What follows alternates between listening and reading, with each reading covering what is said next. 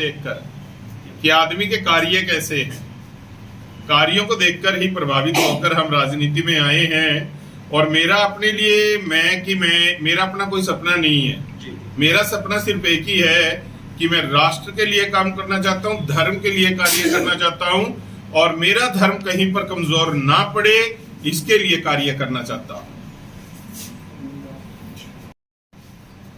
हर हर महादेव। मैं महंत राजेंद्रपुरी, जगज्योति दरबार बिजड़पुर कुरुक्षेत्र से आज अपने साथियों के साथ पेहवा में आया हूँ धार्मिक कार्यों के लिए। और सबसे ज़्यादा ज़रूरी आज जो बात है वो गौ माता को लेकर है, क्योंकि गाय बचेगी तो राष्ट्र बचेगा और राष्ट्र बचेगा तो धर्म बचेगा। तो आज तो भगवान ने भी थोड़ा कृपा करी है, जो बरसात हो गई, ठंड हो गई। बस राष्ट्र के लिए ही जो कार्य करने हैं राष्ट्र के लिए ही करूंगा और गौ माता के लिए करूंगा। सनातन धर्म प्रचार को हूँ, उसी में लगा हुआ हूँ बस। महाराज जी, जो पेहवा में आप आए हो, ये धार्मिक उद्देश्य से आए हो या राजनीतिक उद्देश्य भी लेकर आए हो?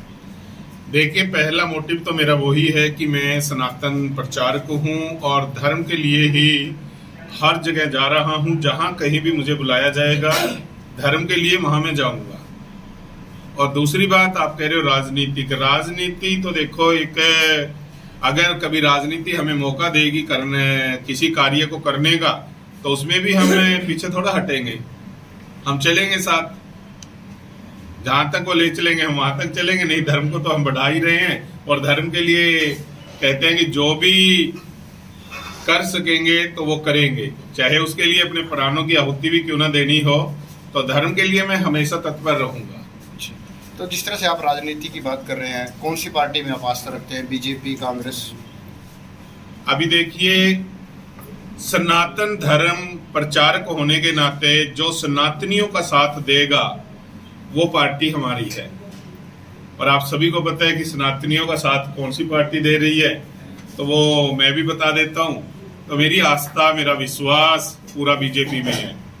बीजेपी जब भी कहीं भी किसी भी मौके से हमें कहेगी कोई कार्य करने के लिए, चाहे वो धर्म संबंधित हो और चाहे राजनीतिक संबंधित हो, तो मैं उसे करूँगा जी।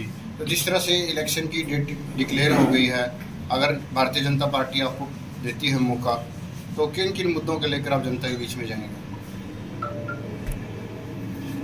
इलेक्शन की तारीख लगभग आप जो कह रहे तय हो ही चुकी है और कुछ दिनों में प्रत्याशी भी डिक्लेयर हो ही जाएंगे कि कौन सा प्रत्याशी किस विधानसभा से लड़ रहा है।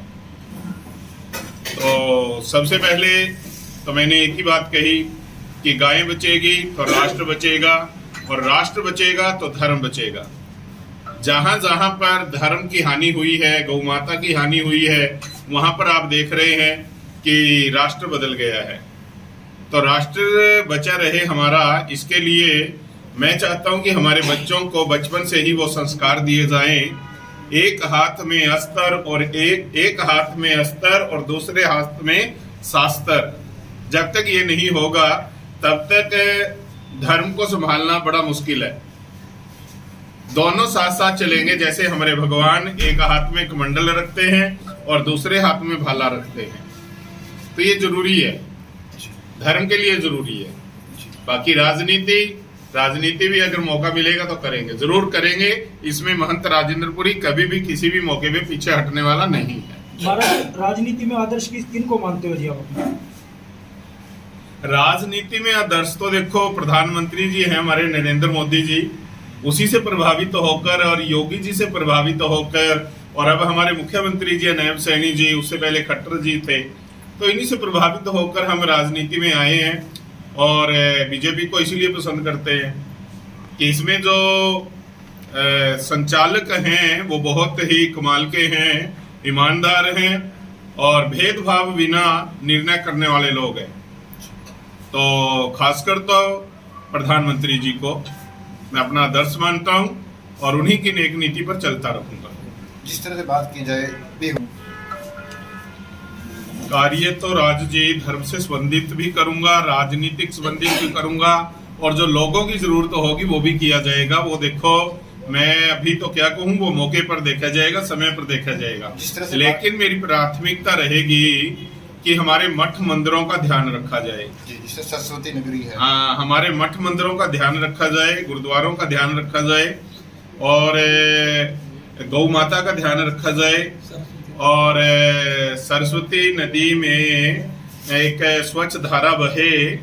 तो और यहाँ पर अभी मैंने देखा इतनी बरसात हुई है तो सारा रास्ता ब्लॉक हो गया।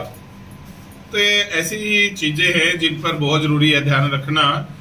और दूसरा, पता नहीं कहाँ से हमारी जनसंख्या ऑटोमेटिक बढ़ती जा रही है, लोग पता नहीं कहाँ से आधार कार्ड पासपोर्ट बनवा करा रहे हैं।